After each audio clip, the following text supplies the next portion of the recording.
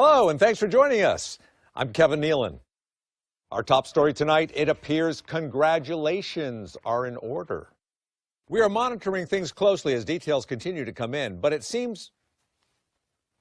Yes, I have confirmation. We're talking about you, Joseph. Congratulations. You really outdid yourself this time, which probably wasn't that hard.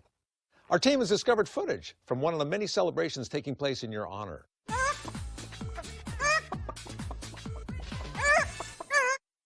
Stay away from drugs, kids. Now for some deeper analysis, let's go live via satellite to our special guest commentator, Other Kevin. Other Kevin, what are your thoughts on all this? Speechless, Kevin. Wow. Just wow. Insightful as always. Thank you. Well, I'm now being told that we are out of time and that I should pull this lever. I'm Kevin Nealon. Thanks for watching.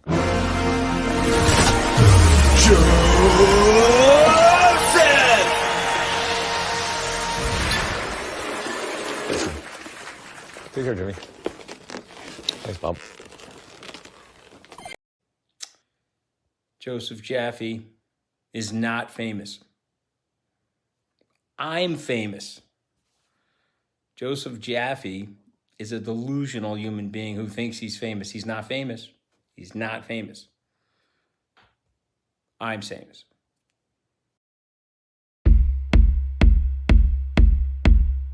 This is my best kind of show notes. We didn't touch one of them, not even one of them. I'm not sure which one is Paul Rudd and which one is Lane Green. Final card here is the ultimate outcome.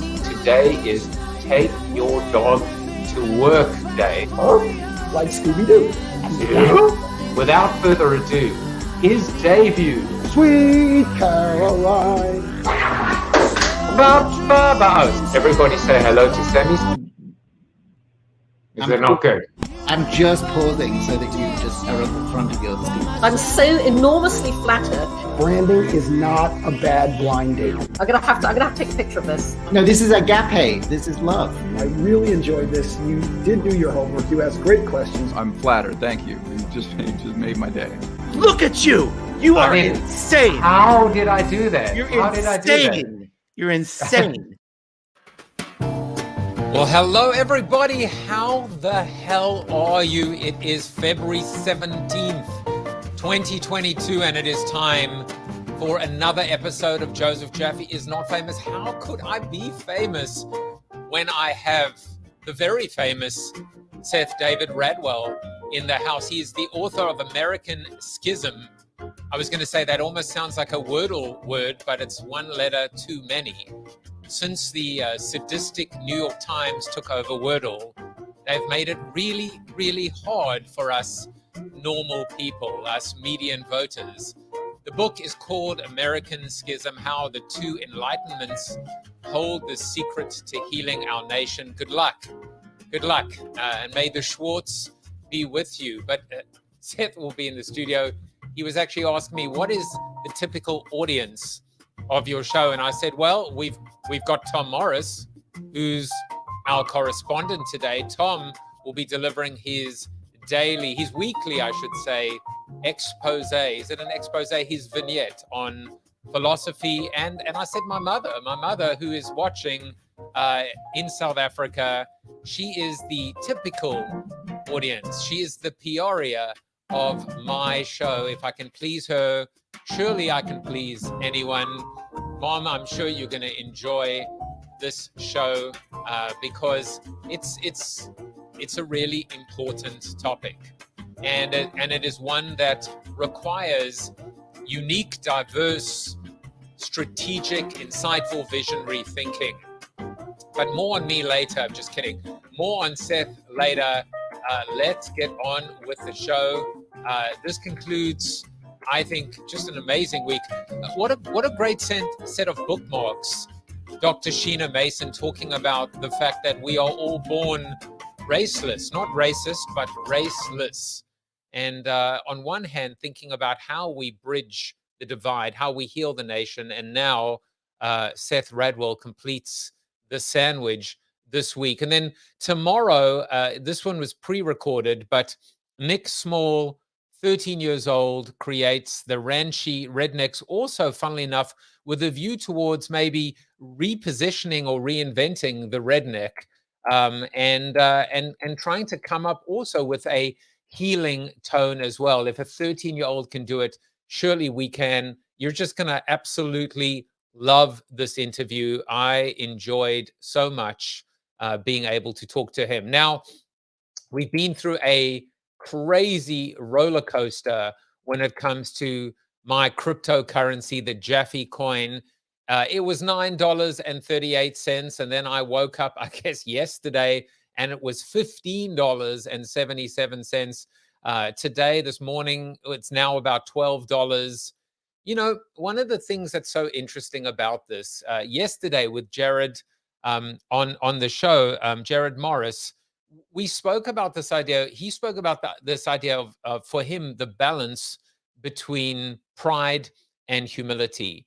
And we actually moved into this idea, which is it balance, right? We talk about work-life balance. Is it about balance between these two things? Or, in fact, is it about a sweet spot? And then he gave this amazing analogy of a kayak. And the thing about a kayak is, in order to keep that kayak moving forward, you're going left, right, left, right. Your continuous course correction is what we discussed. CCC, continuous course correction, the dynamism. Maybe that's something that I'm sure Seth will have a point of view on. Maybe that's the answer. A little bit of left, a little bit of right, a little bit of left, a little bit of right. And that's how we keep going forward. That's how we find the center as well. Tom Morris says the audience for the show is just like the audience for the Super Bowl. What, drunk? Except a little more cutting edge and discerning, and hopefully a little bit sober. I mean, I can't talk. I can't talk for Seth. It appeared he was drinking coffee, but I don't know what was in the cup. I know I was drinking coffee just to give myself a little bit more energy. But, you know, the reason why I even mentioned this is that it doesn't really matter what the coin is. It doesn't matter what the Krugerrand is. A little bit of a shout out to my mother, who's a numismatist. It doesn't matter about where the metrics are at any given day if you're able to zoom out and if you're able to stay the course and if you're able to look at the bigger picture. And that's the point, right? What is the bigger picture? It doesn't matter. You know, you lose the battle in order to win the war, but hopefully there doesn't even have to be war. But I'm actually talking about giving you coin at the moment. So let's get back to why all thousand. It looks like about 10,000 of you are tuned in right now because all you want is free Jaffe coin. Well, fine, take the coin as far as I'm concerned. That QR code is live right now until 2 p.m. Eastern Standard Time, and it is a way of getting a little bit of coin. Of course, if you're new to the show, this is what we do every single day on the show.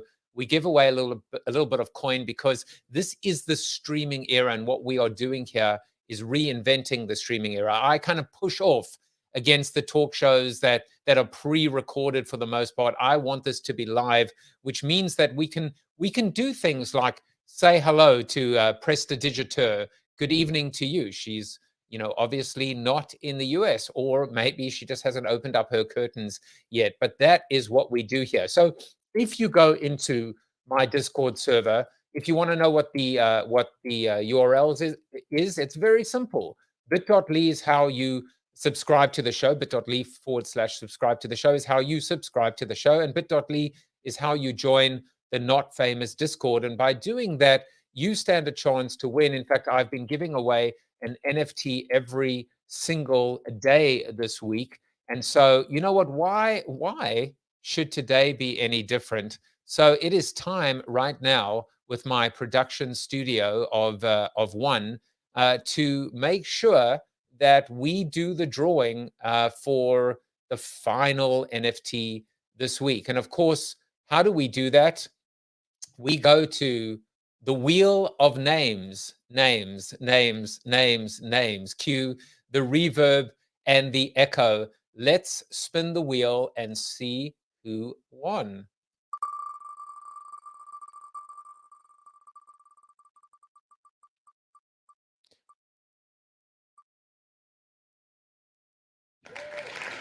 Zach, 1994, you are the winner. And, Lubna, who is also known as the exponential hero, was yesterday, she was one away from winning, and again today. So I apologize for that, Lubna. You will win at some point, no doubt. I believe it. So now let's get on with the show. And as always, there is a seated soliloquy. And, the soliloquy is always connected to my guest. So I thought today the soliloquy should be called Irreconcilable Differences. This does not mean that Seth and I are getting a divorce. It just means that we have to kind of recognize, I think, what is going on right now in our nation. So when two people get divorced or separated, you often hear the phrase irreconcilable differences. There's a certain finality to this idea that the differences were not concilable, they were irreconcilable, they were not able to be fixed. The chasm, the schism was not able to be crossed, or the fences were not able to be mended. Sometimes it's a euphemism just to say, you know what, I caught them sleeping with my best friend. But in all seriousness, it's a sad, sad state of affairs when something is irreconcilable. I don't think anything should ever be irreconcilable. I feel like there should always be a way back. Sure, we can burn the bridges and we can burn the boats and we can move forward. Sometimes means being able to sever ties with the past. But there's always got to be a way back. There has to be. If there isn't, this world is a dark place. There's no hope. There's only despair if we come to a dead end. But as I said, there is always a way back. Well, maybe not always. Maybe there is a line that if that line is crossed, it's sometimes referred to as a red line. Sometimes it gets crossed and nothing happens, and sometimes other stuff does happen. Sometimes, I guess, the line, is extended with a Sharpie to signify a storm that affects poor Arkansas. I think it was, or Alabama, I forget. Just a little bit of a joke there. But maybe in the humor, there is a little bit of truth as well, which is keep our sense of humor, keep the spark, keep hope alive, because that's how we stay alive. That's how we somehow wade through the quagmire, the swamp, the quicksand, extend a hand to our neighbor. Maybe it is realizing that the enemy of my enemy is my friend. And maybe it means recognizing that the enemy we thought we had, in fact, is not the real enemy. And maybe the real enemy isn't a human, isn't a person, but it is hopelessness. It is extinction. It is being forgotten or being a footnote in history as a civilization, a dynasty, a people, a nation who couldn't sort out their irreconcilable differences.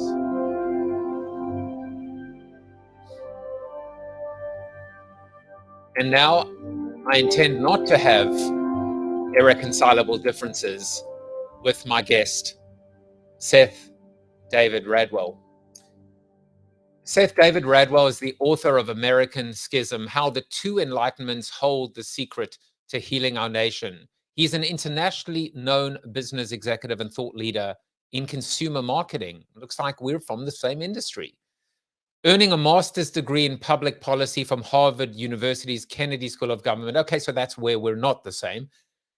Radwell believes our democracy is in crisis today and will remain so as long as we allow the extreme ends of the partisan spectrum to dominate our political debate. Instead, Radwell proposes a dialogue between these Americans who make up the exhausted majority, dedicated to a new threefold mission: to educate the public about our country's political history in the hopes of recommitting to our shared democratic values, to establish a civil and rational discussion to replace our divisive contemporary political discourse, and finally, to commence the long process of healing our nation for future generations. I suppose I could turn around and say good luck, but you know that wouldn't be fair, right, Seth? To just say it's all on you. Instead, I need to be able to say good luck to us all, because we're all in this together. Welcome to the show. It's a pleasure to be here, Joseph. Thank you so much for having me. And I loved your introduction. And it's not all on me, and it's not all on you. It's all on the exhausted majority collectively, who today, as I point out in the book, are often frustrated and not doing anything because they fear that their views or their points of view won't be heard. So that's the call to action. Well, I mean, there's a very interesting point. Obviously, this idea of not feeling you have a voice, because we often hear the concept of what's known as the active minority, something that we know very well in consumer marketing. It's the habitual complainers. It's always a few that are very vocal and tend to to shout out and drown out the silent majority. Right. But I think what you're referring to is the majority isn't silent per se, but they are feeling that fatigue. And I mean, on so many levels, we're all just fatigued. We're all exhausted on so many levels. That's right. But the subtlety is this, Joseph, which is that because of the way our media model works, and I'm talking about social media, some digital media, certainly what's become cable news, news in quotes, they amplify the extremes because that's what makes money. So it seems as if what I call the wings, extremes on both the left and the right, it appears that those segments of people are larger than they actually are. And my research shows that the various segments in the center, not on the wings, are in fact, as I mentioned, 70% of the populace. But here's the difference. It comes down to one fundamental question that was in the More in Common data report that was done a few years ago. If you ask the wings what their solution is to our problems, they'll say, this is the 30%, the 15%, or it's not exactly on each side. They say the most important thing is to stick to my beliefs and fight. That's what the wings say. What the other segments of population in the 70% say is that in order to move forward, we have to listen to other points of view and compromise. So 70% of the people don't approve of the way the dialogue is going today, which I think has collapsed. And that is the point. Why has the 70%, why are they not heard? Why have they lost their voice? And I am asking them, which I hope some of your listeners consider themselves to be in the exhausted majority, I hope that there are ways that they can react to this talk by getting involved. And there are many ways that the book lays out to do that.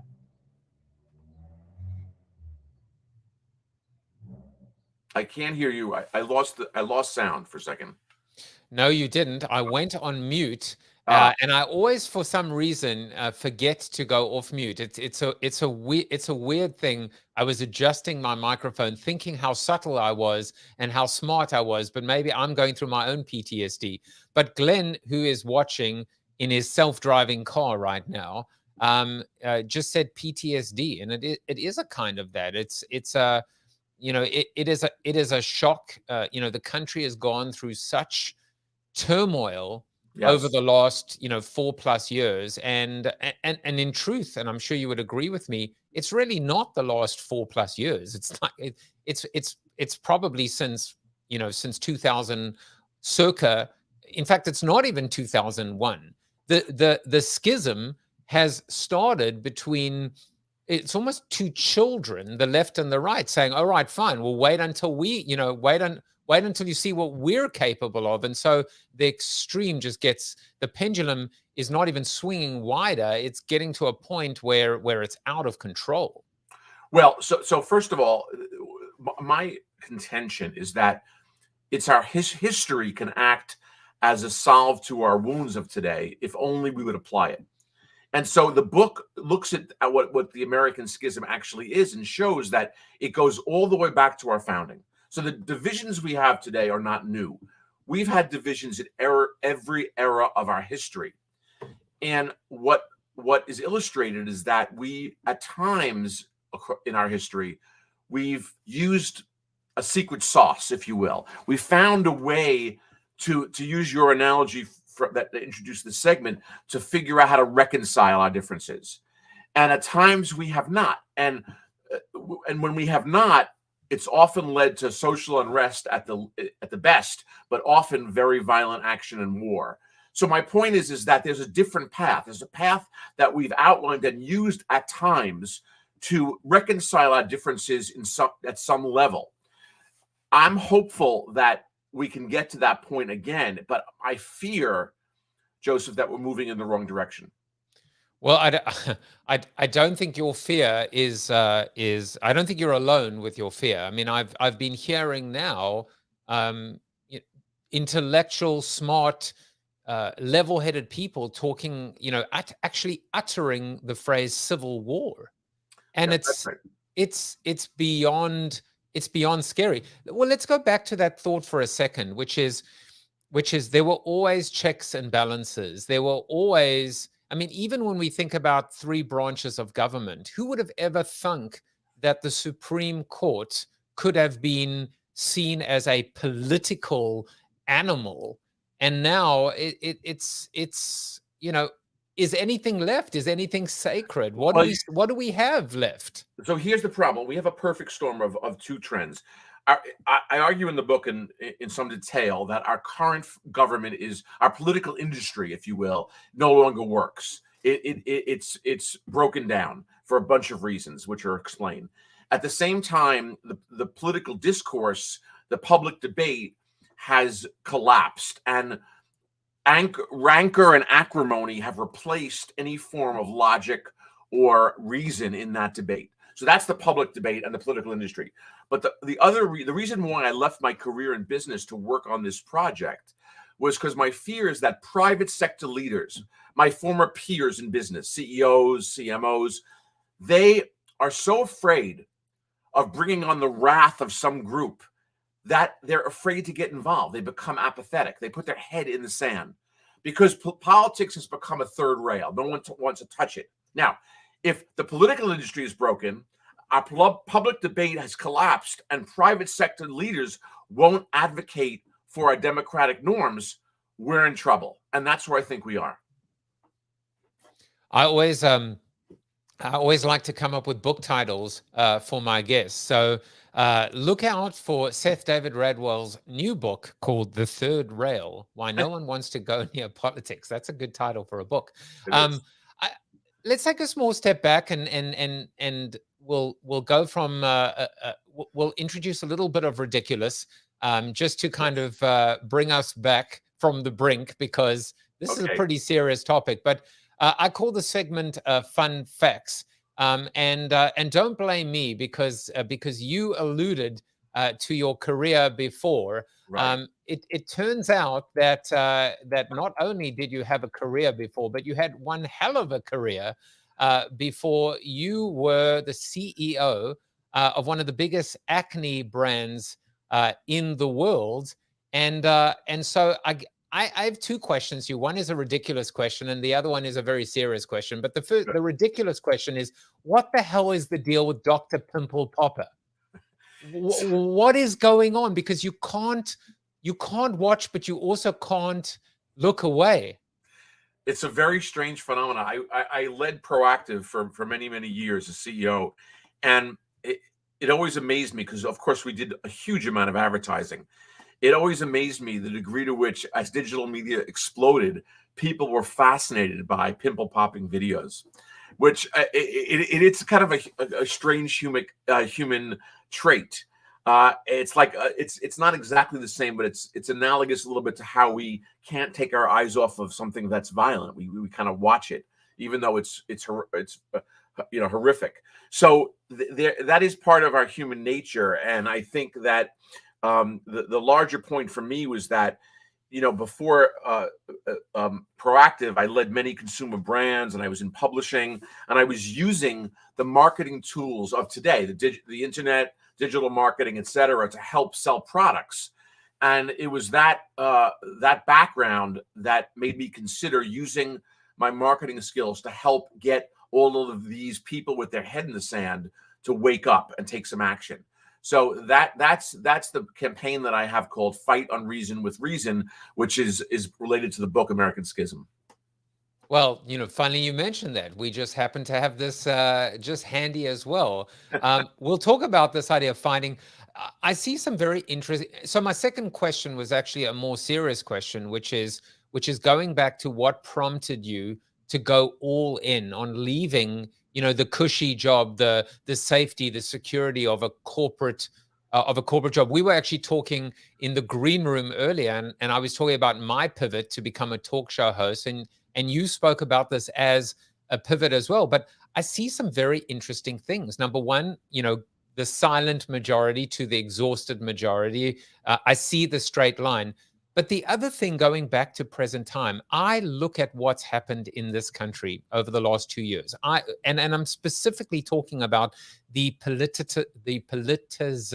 you know what I mean? Politicization, yes. I can never get it. The politicization, I got it, of masks and so on and so forth. And I view this as marketing's single biggest failure, because I think that if anyone could have got this right in terms of one voice, one message, one compelling reason to believe, everything that we as marketing professionals know to be true, when we think about our art, our science of being persuasive, we could have got this right. And in doing so, we could have also got marketing back into the boardroom, and we failed dismally. Yes, I agree with your assessment. And the reason why one of the reasons why we failed is because consensus and unity is boring and doesn't get clicks. What gets clicks is people screaming at each other. So our media model is related to what's perpetuating this problem. And so in the book, I describe how the political industry itself is no longer incented to solve problems. They're incented to get elected and to get reelected. And to get reelected, they have to create chaos. So that we're in a catch-22. But I think I wanted to make the point for your listeners that we've always had huge divisions in the country, going back to our founding. And there's a reason why the book focuses on the Enlightenment. There really are two reasons. One is that it was during the Enlightenment and because of the Enlightenment that we have a country. That's what drove, it was the Enlightenment framework of the social contract that drove the American Revolution and why we're here. But it is also the Enlightenment that's responsible for a tremendous amount of human prosperity. And I can give you stats on that if you're interested, because I could contend that we've made more progress, more human prosperity has flourished in the last 200 years than in the prior 2000, if you take a big view. And the reason why that's happened is due to the Enlightenment and its framework. And right now, to your point, we're in the process of throwing that away. We don't treat science seriously. We don't have respect for institutions. All the things that allowed us to build a constitution of knowledge are no longer rejected by the extreme left and right. And we as a society are letting them wither away. And that's the point. That's what we have to, that's why this is so dangerous. So we've always disagreed, but we found a way through those disagreements with a productive formula. And when we didn't use that formula, we had things like the Civil War. So I said somewhat tongue-in-cheek that there were only three things that could bring, there were like almost three guardrails, maybe not third rails, that could bring an entire nation together. One was war, one is war, and that kind of backfired with everything that happened after 9/11. And WMDs, etc. The second is a global pandemic or some kind of a virus. Again, we're 0 for 2. The third is an alien invasion. So that's all we got left at the moment. We got the aliens. And even so, we'll probably see one side, saying, let's hug it out, and the other saying, let's take them out. Right. So I feel like we're kind of screwed. Well, so what I would say is that what unites us is a hierarchy of values, a common set of values that still exist in my view, but they've been so de-emphasized by things that tear us apart. And this is again because the wings are focusing on what tears us apart. But in fact, we have a credo that's American that starts with the Declaration of Independence, and it's about all being equal and entitled to life, liberty, and the pursuit of happiness. That's where it starts, and that again is a social contract phenomena, and it goes from there and has built over the years. Now, we've been united when leaders have united us around those values for a common cause. For example, in the 20th century, even though there were huge divisions, we tended to unite to defeat what we felt were illiberal societies, totalitarianism, communism, and fascism. So we were united in our goal to defeat those or to overcome the power of those societal forms. Now, what's happened in the last 50 years is the enemy has become is within. The enemy is us. It's your neighbor. And there are a whole bunch of reasons that I describe in the book of why that's happened. But if the 20th century it could be thought of as a fight of an open, free society against communism and fascism, I believe the 21st century is shaping up to be a battle, a struggle between that same open society and autocracy, which is more and more spreading across the globe. So that's why the stakes here are so high. I always try and find a quote for my guest, and this is what I've found for you, which is all isms end up in schisms. So maybe part of the answer is to just this is Houston Smith is to get rid of isms. And I mean, you documented communism, fascism, totalitarianism. So no more isms. No more isms. Right. Well, so we should start by saying that we often think of our founders, we used to be called the founding fathers, as some kind of monolithic group. But the truth is not at all. There was a huge split in the vision for what America could become between two warring factions, which ended up creating the first political parties. And as I mentioned, that's happened quite often. Now, what happened between 1776 and 1787, when we adopted the Constitution, was a set of compromises that it turned out that the facts and reason prevailed, allowing us to actually form a union. And that episode is documented in the book because it shows a movement across from these different philosophies. That's what we've done at certain times in our history. I can give many examples, and they're in the book. But there was a period of time in the 19th century which started with the Farmers Alliance, which led to a populist movement that created the Populist Party. And at the time, the forces were very frustrated by the power of what was becoming big industry, the big banks, the railroads. And it turns out that all of the reforms that were advocated in the 1890s, on through the change of the century up until the Gilded Age, didn't actually get worked out in compromises until they were adopted finally by both parties. So Teddy Roosevelt of the Republicans reformed monopolies and trust busted, etc. And Woodrow Wilson of the Democrats also adopted some of these formulas. So my point being is it takes a while. Reform doesn't happen always overnight, but it's a process of taking ideas, getting them into the zeitgeist, discussing them both with reason and facts and emotion. Both are involved. But here's the difference, Joseph. If we let the emotion crowd out the reason, we end up in civil war or unrest. If we let the reason prevail through the emotion, we can get to a solution. And I'm being very serious here, so I apologize for not being a little funnier, but to me this is serious stuff. The best example I can think of now is the whole set of problems we have related to immigration, which is a hot button issue. So in 2013, less than 10 years ago, the Gang of Eight on the Hill had a detailed proposal. It was the immigration reform bill that proposed a myriad set of solutions for the problems related to immigration. Now, the thing about this bill, which would have passed both houses, it had bipartisan support, but no side was happy. The left was very unhappy because this reform bill, through its compromises, had things like quotas. They weren't called quotas, but they were limits on immigration. The right wasn't happy because this compromise bill had, for example, a pathway to citizenship for dreamers, which the right was furious about. But my point is, they were a set of solutions that were compromised.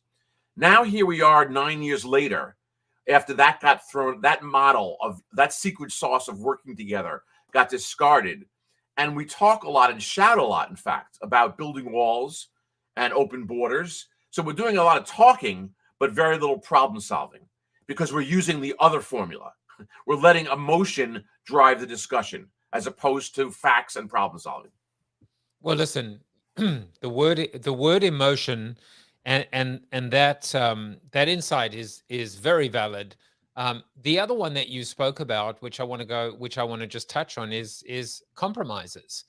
But it's the checks and balances, or at least the safety nets, the ability to force a compromise or at least embrace the compromise. And it is the inability to compromise. It is the inability to cross the aisle. Yes. It is the inability to come off a position. And I mean, it's very simple. The concept of negotiation works so much so.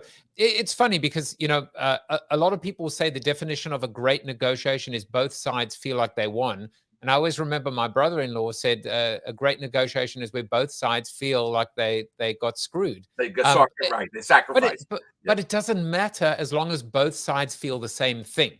Yeah, so you're exactly right. And we used to have, after elections, we used to have this period of bipartisanship where we worked together to solve problems. I'm referring to the political industry.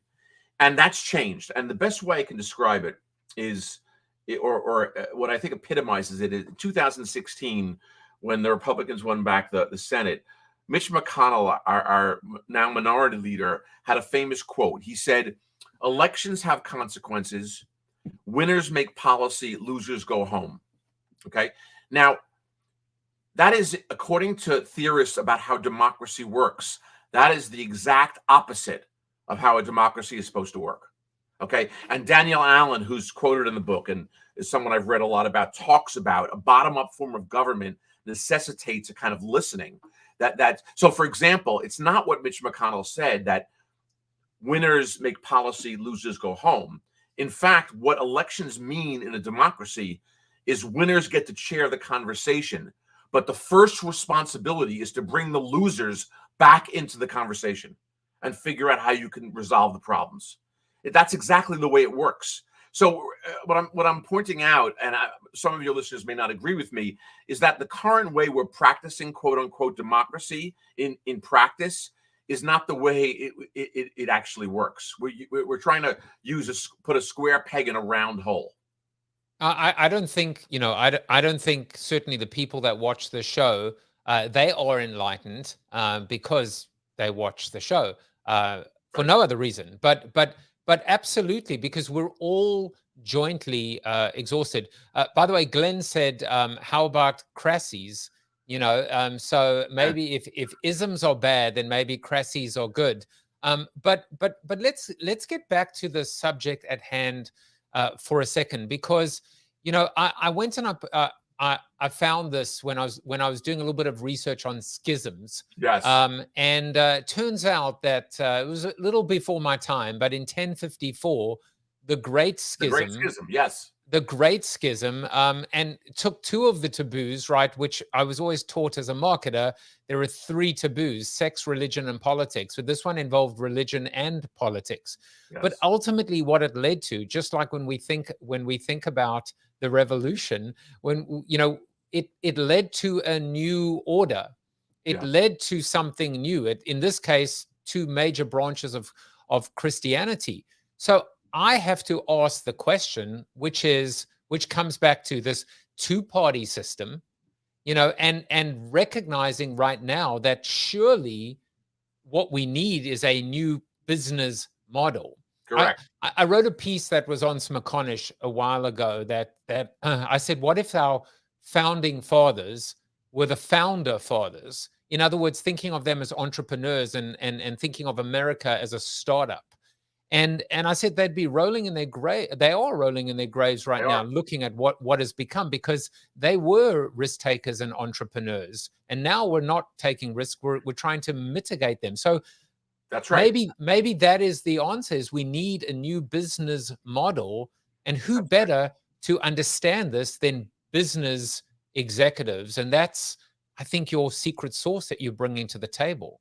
Well, we absolutely need a new model. A new business model. That's a very good analogy. And the irony of the whole thing is that the framers of the Constitution recognized how much times change, and that the Constitution could never take into account how things would evolve, which is precisely why they made it mendable. It was supposed to change every generation. But yet, and this is discussed in the book in some detail, it was in an era following the forming of the country called the Second Great Awakening, when there was a revisionism that made it seem like the Constitution was somehow set in stone. And it's been very difficult, much more difficult than the framers intended, for us to make amends to the Constitution. So, there's two ways I could go here. I mean, what I talk about in the book are there ways around the Constitution through which we can still make structural change. So your point is right. The two parties are both broken. And one of the key ways that we can change this is through the adoption of multi-choice voting, which is happening at the local level. And it's very clear when two candidates are in an election, whenever there's a third candidate, it tends to be a spoiler, taking votes from one of the top two. But the whole structure of ranked choice voting is because you rank your votes. If the person who you voted first for gets thrown out in the next round, your vote counts again. It gets allocated to your second choice. And ranked choice voting is being used at local levels throughout the country. In fact, I'm working with a group called Rank the Vote. But that's an example to me of a structural change that can happen without amending the Constitution. And we, as the exhausted majority, I know we're exhausted, but in the book, I lay out a plan for little small things that we can do to not stay silent.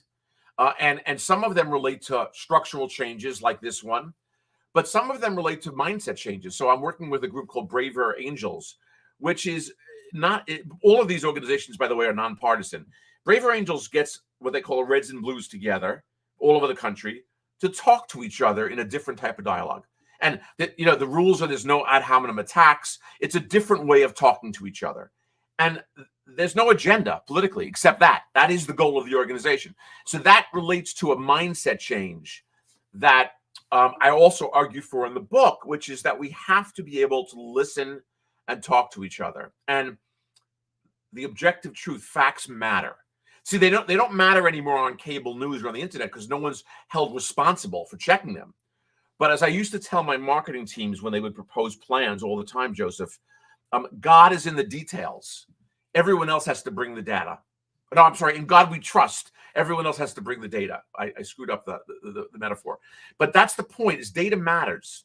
And we're operating in a world where seemingly the data is divorced from decision making. Yeah, I remember that quote well. I'm just glad you weren't my client. Otherwise, I would have been in big trouble. In big trouble, I would have had to bring the data. Right. I spend a lot of time now in this new Web3 world where we hear about this thing called the DAO, the decentralized autonomous organization. Right. And I feel like there are some interesting things happening. I certainly don't believe that this is a utopian solution. In fact, I think that it has more problems than it has benefits with respect to popularity contests or, or the fact, the decision by committee can be crippling. I believe that we need leaders, to your point, and we need to rally around those leaders. But we also need to figure out some kind of a democratized approach to leadership and decision making, to allow we, the people, to not feel. I mean, we used the word hopeless earlier. but there's another part of that, which is to feel helpless. Yes. And probably the worst thing that could ever happen is someone says, you know what, my vote doesn't mean anything, so I'm just not going to show up. Because Well, that isn't the beginning of the end. That is the end. Well, that's so. In essence, the rage that the white working class Americans, especially outside of cities, feels today, and that's led to them supporting and embracing Trump to such an incredible degree, is based on the fact that both the political establishment of both parties has shown tremendous disdain for their concerns for a very long time. Whether it was Hillary Clinton's deplorables or Mitt Romney's takers, the established party was not listening to the pain that was going on in rural America. And that's what led up. So this is the reaction that we get when the political system breaks down, which it has. And we've got to your point, it's not going to fix itself. It needs to be fixed by people who know how to create a new business solution or a new model or to try different things. And that's where we're at. I was thinking about it, which is we need to, and I hope we'll keep talking. And if I can help in any way, I would love to. But we need to bring what we would call the best practices of what the corporate or the enterprise, the institutionalized rigor. And one of those, going back to data, is metrics and measurability, and ultimately it is accountability. Absolutely. And I think the buck has to stop with the fact that you don't get to play both sides. You choose, you take a side, you're on record, and that record has to speak for itself. But we won't get there until that pain point. I mean, that old that quote that says, "Change happens when the pain of not changing is greater than the pain of changing." That's right. So how do we get to that point where the pain of not changing, what does that look like? The pain of not changing is greater than the pain of changing when it comes to this thesis of yours. Yes, I thought we would have already hit that point. So it's a great question. But I think we have not yet. We haven't, to use a famous term of Alcoholics Anonymous, we haven't hit bottom, unfortunately. And it seems to me that January 6th was that moment.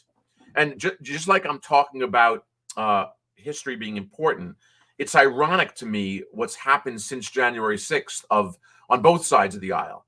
Because as opposed to using history has a lot of examples. January 6th was hardly the first armed rebellion in the United States. We've had many. In fact, one that's in the book is called Shays Rebellion, which happened before the Constitution was ratified. Daniel Shays was a Revolutionary War hero. He was a farmer in Western Massachusetts, and he fought in the war. And when the Federalist plan for paying for the war was being implemented by taxing the farmers, he was enraged. And rightly so, because it happened to be because of inflation. The people who held the debt were getting quite rich, the bankers in New York and Boston. But most of the people who fought were getting screwed. So Daniel Shays gets a group together to form a rebellion to overthrow the government of Massachusetts. Now, I'm bringing this up for a reason. The Shays Rebellion was very different than January 6th. But what we learned, if we learned anything, and we haven't, never do you hear discussion of Shays Rebellion discussing January 6th. If we learn from history, what Washington did was he delineated why the grievances of Shay and his compatriots did not justify a revolution as did the actions of 1776, why they were different, and why it was necessary to squash to quench this rebellion with force. My point being is that January 6th should have been a come to Jesus moment, if you'll excuse the analogy.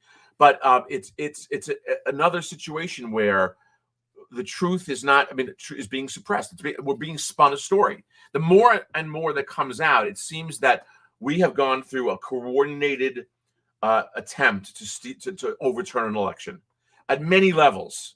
And the people who broke into the Capitol were just simply one part of that plan. And it's important that we look at history and understand what's happened. And we've yet to really reconcile. We've yet to really do that. Yeah, I think I want that just to sit for a moment with people that are watching this to reinforce 2 points. One is that January 6th is not rock bottom, and 2 is that you need to hit rock bottom. This was a conversation on the show even last week, this idea that change, that you do need to hit bottom in order to be able to understand where the bottom is and then to hopefully be able to bounce back. But what we're going to do is we're going to pause just for a brief moment, and we want to hear what Tom Morris, who is our resident philosopher, maybe in his Thursday contribution of philosophy, it's called 4 Ideas. Let's see if any of these ideas can help us in terms of creating this new revolution. Tom, take it away. Hey everybody, I want to say a few words about 4 philosophers and 4 ideas that have meant a lot to me and may be helpful to you as well. The first was Socrates, who said, "The unexamined life is not worth living." He insisted that his fellow Athenians examine their lives. They insisted he drink poison and die, so it wasn't a very popular recommendation in his time, but he was right. Self-knowledge is the key to so much success in life. I have a friend who's an executive coach, and presidents of companies bring him their problems. And he said it only took a few years to realize that most of the problems came from a lack of self-awareness and a lack of self-management. If we're more self-aware, know thyself, and we work with what we learn, we can avoid a lot of the problems that would otherwise beset us along the way. Self-knowledge is so important, and it's a lifetime job. Socrates' student Plato gave me another great idea, the idea of ideals. We all need high ideals to guide us in everything we do. Plato talked about stuff like truth and justice as stars to steer by. Make sure you know yourself. Make sure you have high ideals to guide you in everything you do. Well, then, of course, Plato had a student named Aristotle, right? And he said, among the ideals we should bring to any situation are virtues. The word virtue comes from a Latin term, virtu, which meant strength or power or prowess. Aristotle thought that in every challenging situation we find ourselves, there are certain strengths we need to bring to the challenge. And amongst those strengths, he thought the key was courage, because without the strength of courage, you won't use any of your other strengths when you're under pressure or you're pushed about. So Aristotle said, you know, courage is an everyday thing. It's not just for soldiers in wartime, policemen in difficult situations, firemen rushing into a building. Courage is something we need in everything we do. So Socrates, self-knowledge; Plato, ideals; Aristotle, virtues like courage; and one medieval philosopher, William of Ockham, who gave us the concept of simplicity. He understood that simplicity is related to truth. Simplicity is related to power. In every complicated situation, no matter how complex it might seem, there's a simple essence, a simple core. And if you can find that simple essence, that center part of the whole problem, you'll be able to solve the problem. We get too distracted by the symptoms of the problem. We need to learn to find the simple source, the core of whatever it is we face. So self-knowledge, ideals, virtues, simplicity. Those 4 things can guide you in pretty much everything you do. Hope you can use them well and keep philosophizing.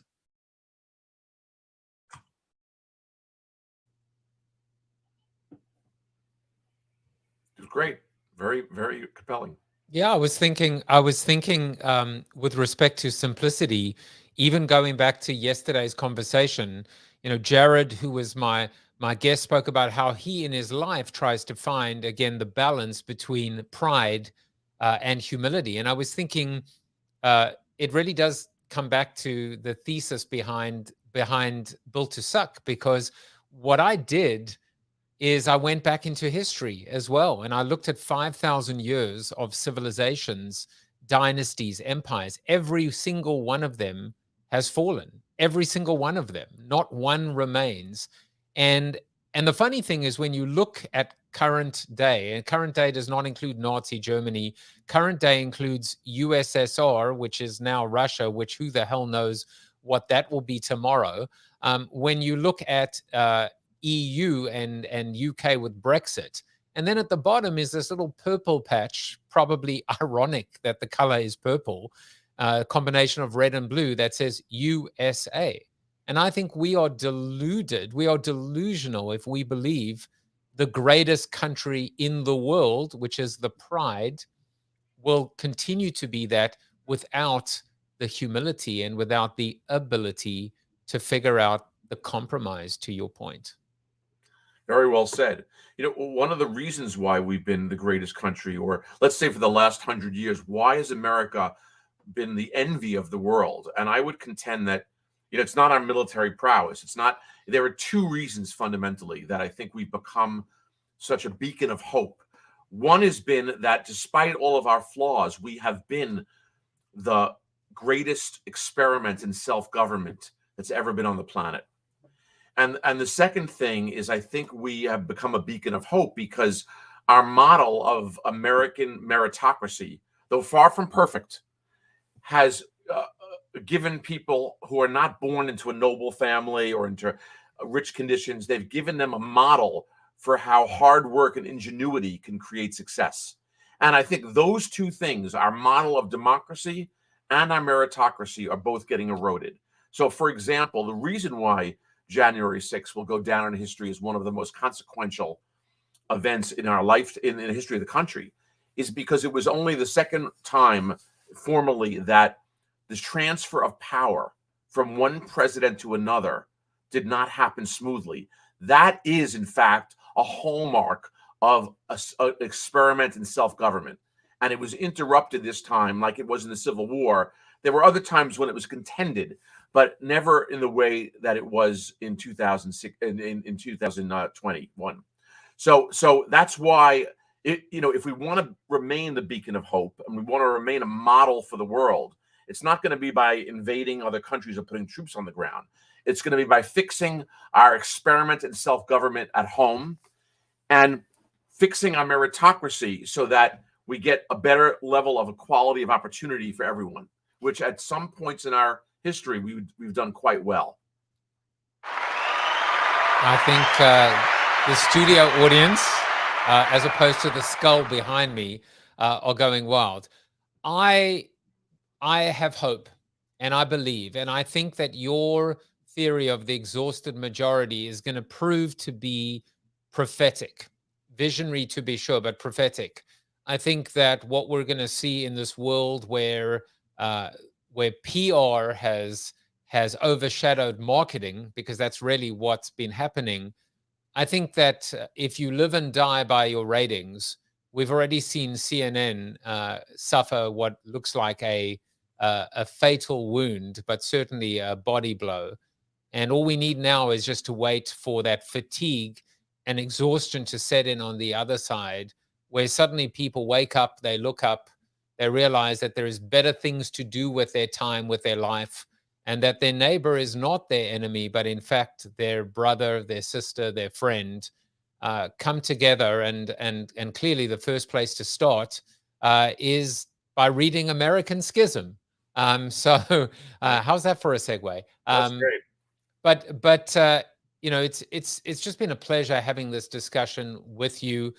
If you want to follow Seth, and when he's not talking about popping pimples, he's talking about maybe popping the dystopia of where this democracy and country is heading.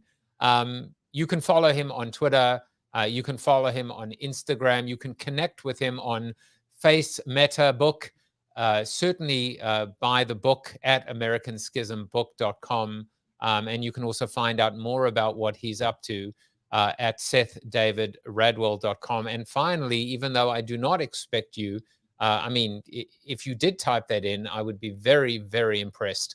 But you don't need to, because I've just gone ahead and pasted that in the comments section as well. You're putting out videos as well, and keeping that conversation going. I've thoroughly enjoyed our time together. Want to give you the last word. We'll see. We've got a couple of comments, and then we'll make sure that we hear from Chuck Norris. So Seth, final word to you. Well, first of all, thank you. I've enjoyed this enormously. And the other thing I wanted to just mention, Joseph, is that part of the solution is exactly what you're doing, is discussion that's a little bit more in depth than a tweet, about issues, even if there is levity involved, which is very important, and engaging with folks in a conversation. So that is the anecdote, if we do more of it. Yeah, I agree. And I think, look, life is so serious that if we take ourselves too seriously at the best of times, it can be a little bit, it can almost be debilitating, paralyzing, if you will. And I think, you know, certainly that what I've learned in the last 2 years is that our existence is a manic depressive existence right now. There is so much going on. Just when we feel, you know, we're almost starting to see the light at the end of the tunnel, we find out that Betty White has passed away. And so, you know, or Bob Saget, and it feels like the load, the heaviness is back. But we got to stay, you know, looking up, looking ahead, positive. And I agree with you, having conversations, because just being able to talk and talk it out, especially with people with different points of view, as opposed to, you know, reinforcing our own worldview, that's the solution. So for people that are out there, if you're still here at the end, remember that you can subscribe to the audio version of this. We're on the Marketing Podcast Network, but all you have to do is just search for Joseph Jaffe is Not Famous in your favorite podcast directory. Tomorrow, I will be giving away 2 Jaffe coins. That, I mean, what is that? $26 to everyone that participates. I just wanted to say thank you to everyone for your engagement. I will be off all of next week, but I will be back raring to go. So, Seth, good luck to you. Chuck, what did you think about the future of our democracy according to the words of Seth Radwell? You are Chuck Norris approved. There you go. So if he's not coming for you, he's got your back. Take care, everyone. Bye-bye. Thank you for watching the show about hope, positivity, optimism, and if there's time left over, a little bit of marketing with your host, multiple author, and global keynote speaker, Joseph Jaffe. If you like the show, tell a friend or two. Please subscribe to the show. And if you want to get inside news, previews of upcoming guests, and much more, visit josephjaffe.com/subscribe to sign up for the show's newsletter. And despite the best ministrations of your wife, you still look ugly.